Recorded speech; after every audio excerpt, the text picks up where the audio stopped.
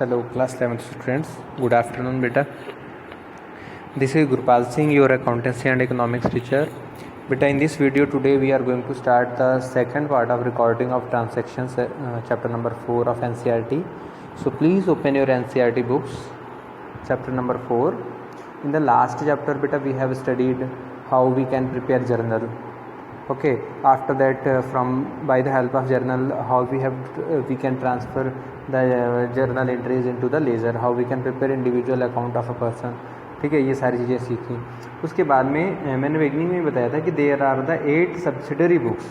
ठीक है, books of original entry को हम लोग जर्नल बोलते हैं पूरा. तो जिसमें सबसे पहले जर्नल एंट्री हमने सीखा, उसके बाद लेज़र आपको बताया मैंने किस तरह से बनेगा. अब जो सब्सिडरी बुक्स हैं वो आपको मैंने बताया था there are different types of subsidiary books. Cash book होती है, परचेस बुक होती है, ओके, सेल्स बुक होती है, परचेस रिटर्न होती है. After that there is journal proper. ठीक है, तो आगे बढ़ने से पहले मैं आपको कहना चाहूँगा अपनी NCERT बुक्स को आप ओपन कर लीजिए.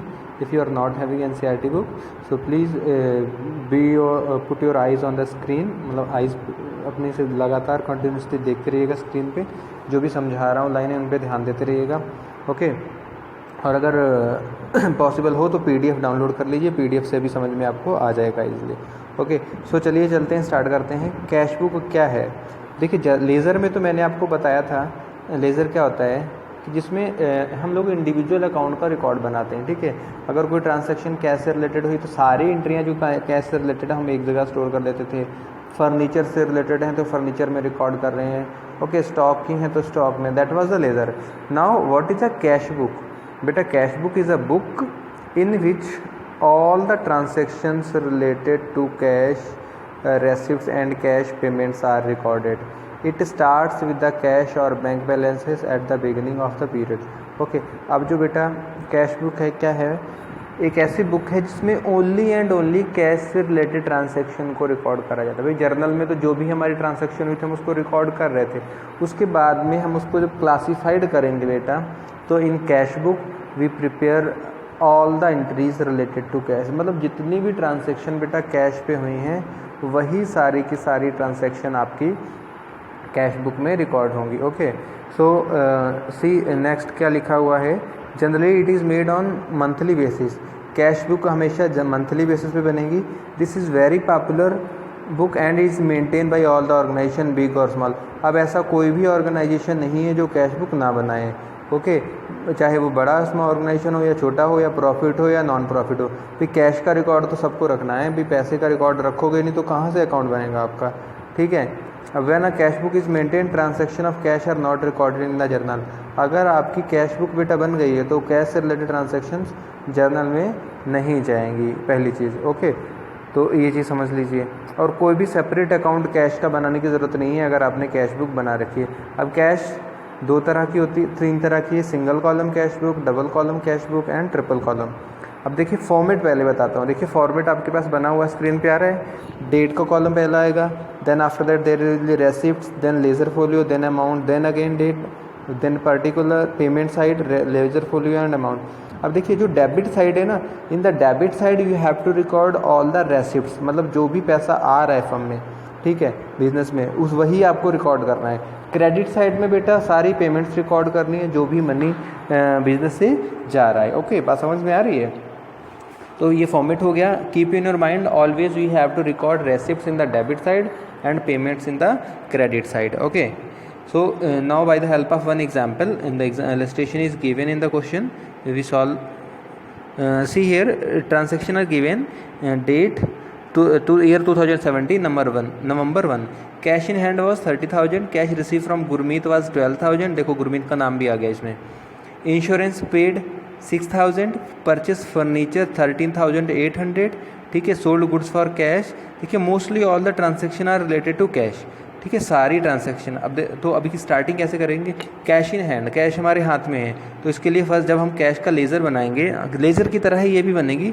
बस कीप इन योर माइंड, एक चीज़ ध्यान में रखना, all the receipts are recorded in the debit side and payments are recorded in the credit side. अब देखिए यहाँ पे पहली कैश इन हैंड ट्रांजैक्शन है तो ये क्या है? कैश आ रही है ना, तो हमने कहाँ लिख दिया? डेबिट साइड में लिख दिया बैलेंस बीडी. ठीक है, आप लोग फॉर्मेट बनाएंगे, NCERT बुक का है तो टू बैलेंस बीडी लिखिएगा. डेट कॉलम में नवंबर 17 लिख दिया, ऊपर आपको रूपा ट्रेडर्स लिख के कैश बुक लिख देना है. टू बैलेंस BD 30,000, ठीक है, कैश आ रही थी। फिर गुरमीत से पैसा मिल रहा था 12,000 लिख दिया। फिर बेटा सेल हो रही थी 28,000 की, वो लिख दिया, ठीक है। अब आप डेट वाइज करेंगे, देखिए 1 नवंबर के बाद में फिर कौन सी डेट है, 4 नवंबर को ट्रांसैक्शन है, गुरमीत से पैसा मिल रहा है तो 12,000 वो लिख दीजिए। अब देखिए 8 डेट में इंश्योरेंस पेमेंट करी जा रही है, तो इसलिए क्रेडिट साइड में पेमेंट लिख दी गई बाई इंश्योरेंस के नाम से 6,000, ठीक है। इसमें बाई नहीं लगा हुआ, आप लोग बाई लगा लीजिएगा अपने आप। फिर देखिए उसके बाद में 13 नवंबर को फर्नीचर खरीदा गया था, तो बाई फर्नीचर आ गई एंट्री 13,800 की। उसके बाद देखिए 16 नवंबर को सेल्स हो रही बेटा 28,000 की, ट्रांसैक्शन देखिए ऊपर, तो 28,000 की सेल कर दी, ठीक है। समझ में आ रहा है नहीं आ रहा है। अब उसके बाद देखिए 17 नवंबर को परचेसेस हो रही हैं 17,400 की, तो ये 17,400 की परचेसेस कर दी गई, ठीक है। उसके बाद में फिर 20 को स्टेशनरी खरीदी गई है, फिर रुकमनी को पे किया गया है। फिर उसके बाद 27 को फिर से सेल हुई है, तो 2 सेल्स लिख दिया है, 1A200, ठीक है।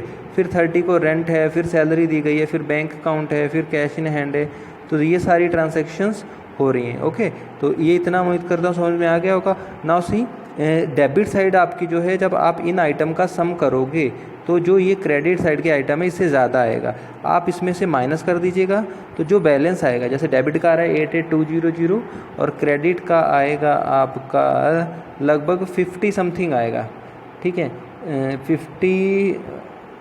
63 के अराउंड कुछ आएगा आपका अमाउंट, 62 अराउंड 63।